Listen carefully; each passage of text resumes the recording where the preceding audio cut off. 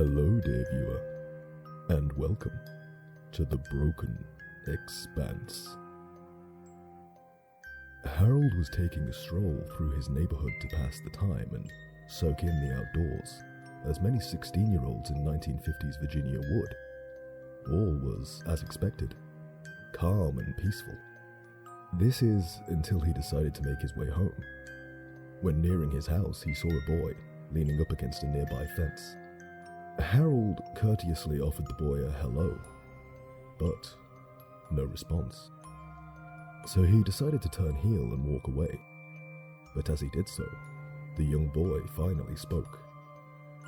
I want to go to your house. You going to walk me up to your house? Harold turned again, confused by such a demand. That's when he saw them. Two pitch-black holes like voids, sucking in all the light and leaving none to escape. Right where the boy's eyes should have been.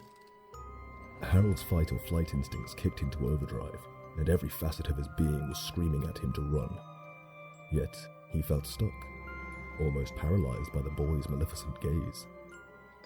Then, without the boy even opening his mouth an inch, he heard him again, in his mind. Now don't you run away from me! You're going to walk me up to your house! At that moment he felt gripping terror so intense, so overbearing that his legs moved seemingly on their own. Running faster than he ever had before, even if his mind were transfixed, his body still had the will to escape. Sprinting, panting, he could only think of getting home, getting to his parents. He didn't dare turn to see the child in the distance, for fear that he might seize up again. Yet he heard him.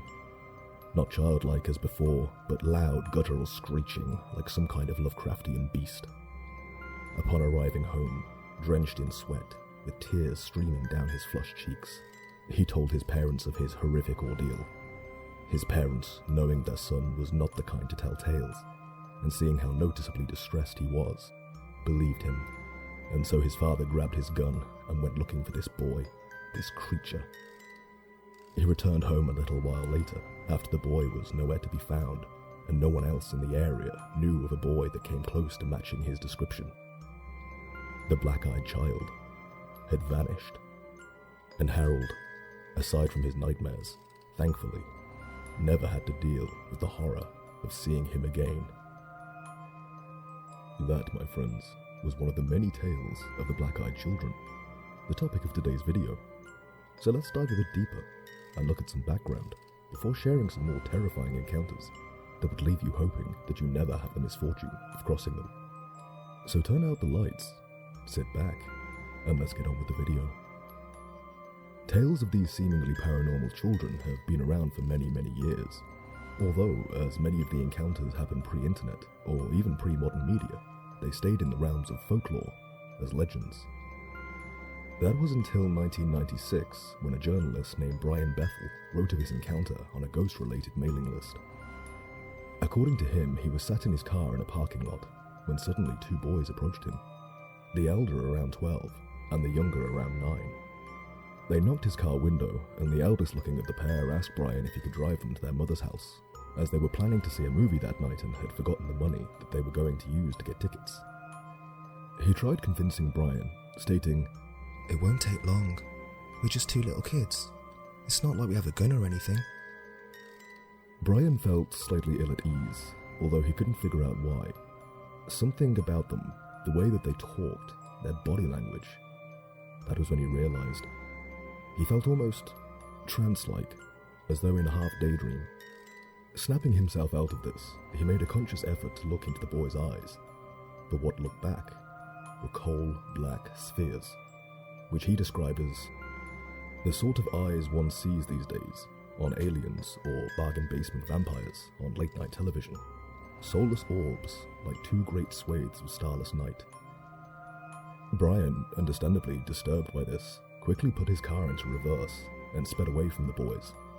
Then, upon checking his rearview mirror only a few moments later, he saw nothing. They had simply vanished into thin air. Since then, with the advent of the internet and more opportunity for documentation, many more people have come forward with their encounters with these creatures. Some fared better than others, but all have one thing in common. Every person to come into contact with the black-eyed children felt an impending sense of dread, uncertainty, and an almost hypnotic sensation, as though their inhibitions were being limited in such a way that makes them almost compelled to do as these children ask. And now, some more of those very encounters. It's 3 a.m. at a petrol station in Louisiana in winter of 2012, when the employee working the night shift noticed the lights suddenly start to fade in and out, and other electronic devices flickering and malfunctioning.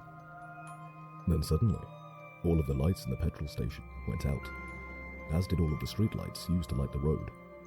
The attendant, although slightly creeped out, allowed his rationality to guide him, and so assumed it was some kind of power grid issue. He grabbed his smartphone from under the counter, and guided by the light of his torch app, went to the switch on the backup generators that were installed at the station. Upon switching them on, he began to feel slightly better as to not be in total darkness, but not entirely, as the backup lighting was rather dim and only lit up the cash register and the immediate area by the pumps.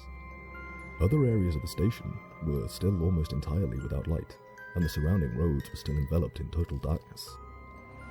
It was then that 3 bicycles appeared in the distance. This was unusual, the attendant thought. Why would 3 people be out riding their bicycles at 3 a.m.? But as they got closer, he felt even more confused. The 3 people on bikes were all children. They ebbed closer and closer until they arrived at the station, and then pulled right up outside the door. They then dismounted their bikes and, one by one, stood facing the door. Their faces obscured by hoods, yet from the angle of their heads, the attendant knew they were staring directly at him. He felt a deep sense of dread build inside of him, but settled his thoughts and reminded himself they were just young children. He made his way to the door and unlocked it to ask them if they were all right, and if so, to remind them that they shouldn't be out so late at night.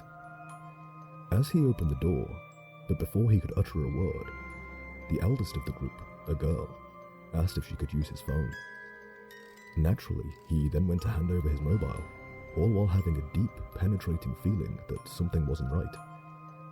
As he went to hand over the phone, the girl looked up, unobscuring her face. That's when he noticed the jet black eyes staring into him as though examining his very soul. She turned quickly and pointed to the landline on the counter inside and demanded that she needed to use the real phone. The attendant, filled with terror, slammed the door and locked it while screaming at them to get away from him, to get away from the station and not come back. The 3 children stood there silently, just staring, all of their faces now showing, all with the same dead black discs for eyes. Then, just as they had arrived, they got back on their bikes and rode off into the night, leaving the attendant forever wondering what would have happened if he hadn't used his mobile to light the way to the backup generator and had kept it under the counter, that he would have been all alone at 3 a.m. and would have invited the black-eyed children inside. An engineer working the night shift for a data center in Ohio was outside taking a smoke break at 5 a.m. He'd finished all he needed to do for the night and was just waiting out the remaining time, scrolling the internet, checking the monitors and intermittently smoking. As he was stood outside of the building, he noticed 2 boys seemingly appear from nowhere across the street. They stood one either side of a lamppost, seemingly staring at him, although he couldn't be entirely certain, as their eyes were covered by long, swoopy fringes. The engineer felt somewhat unnerved, as he felt the 2 roughly 14 or 15-year-old boys out at 5 a.m. were only going to be up to no good. Nonetheless, he stubbed out his cigarette and went back inside. 10 minutes later, while indulging in some solitaire on his computer, he heard the intercom buzz from the monitoring room. So naturally, he got up and went over to check the monitor, and saw that the 2 boys had now moved their way over to the building and were staring through their bangs directly into the security camera, almost as if they were looking directly at him, right through the screen. Pressing the speaker button, disgruntled, he asked them what they wanted. They stood, still staring, still silent, and simply gestured with their hands for him to come outside. Hitting the speaker again, he told them to go away. They didn't. They just remained, motionless. Thinking that some kids playing pranks wasn't worth his time, the engineer went back off to his computer to carry on waiting for his shift to end. After a short while though, he still felt uneasy, so went back to the monitors to see if the boys had left. They had not. In fact, they hadn't moved an inch. Now understandably annoyed, and still feeling unusually anxious about the situation, he went to the front doors of the building to chase them off. As he arrived at the one-way glass adorning the front doors, a gust of wind blew the bangs out of the way at the boys' faces, revealing their eyes were completely black. The engineer felt cold, as though all the blood had drained from his body. Frantically, his only thought was to call the police. If he could just call the police, they could deal with them. That's their job, right? That's what they're there for, he thought to himself. That's when one of the boys, as though he had read his mind, spoke. That won't be necessary, sir. We simply need to use your phone. Can you let us in? How did they know what he was thinking? How did they even know he was stood there? It was one-way glass. The engineer, frantic, pulled out his phone and shouted through the glass that he was calling the police. He then made his way back to the monitor room while on the phone to dispatch. Upon finishing the call, he checked the monitor again, only to see that there was now only one boy, still staring right through the screen. Right through him. That's when he noticed, to his horror, somehow the other boy had managed to gain access to the back of the building and was staring the same way, directly into the security camera of the back exit.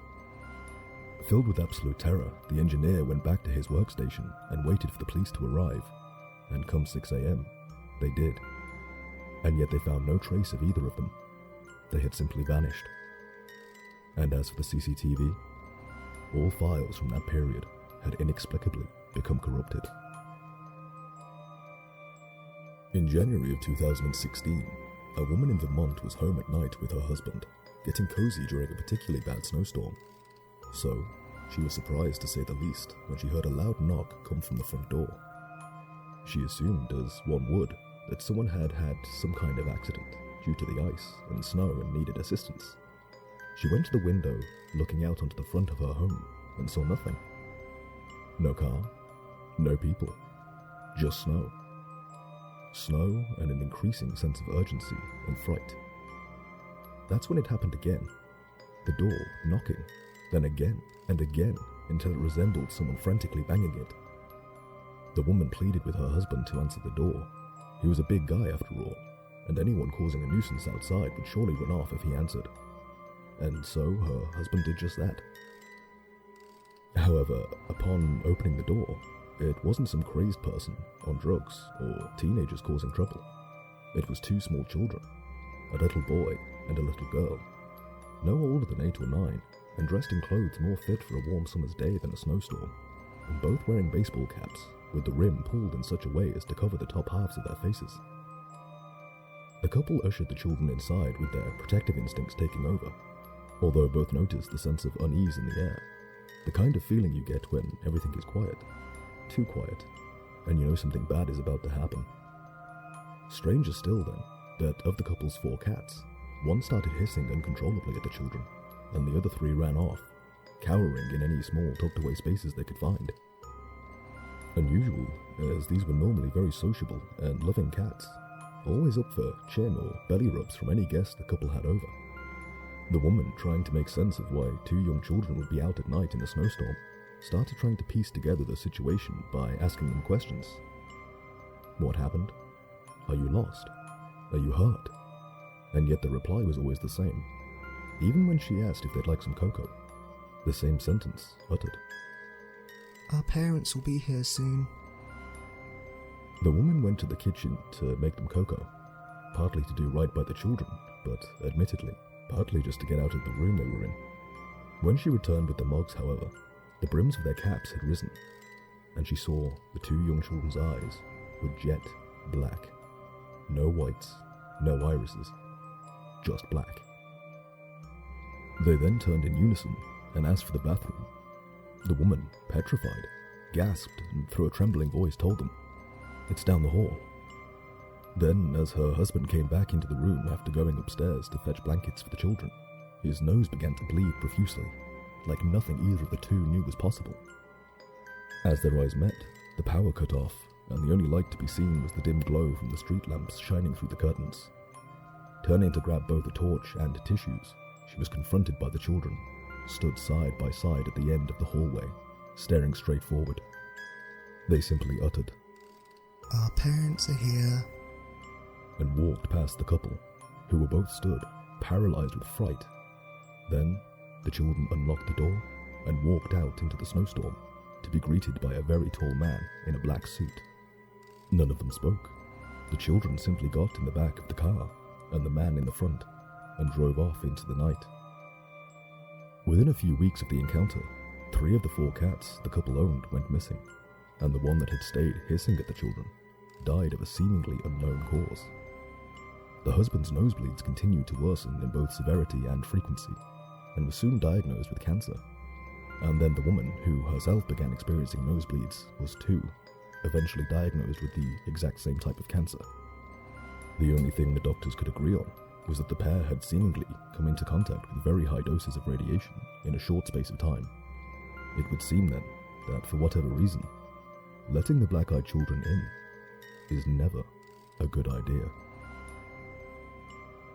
Well, I hope you enjoyed today's video, everyone, and that you received a healthy dose of goosebumps.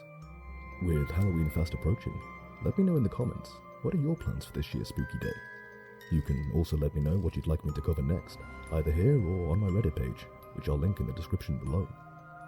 And if you want to spread a bit of love and positivity in the world, I'd really appreciate if you click that like button, hit subscribe, and don't forget the little bell notification icon too. It really means a lot. And as always, take care, everyone, and don't stray too far from the path, lest you end up in the broken expanse.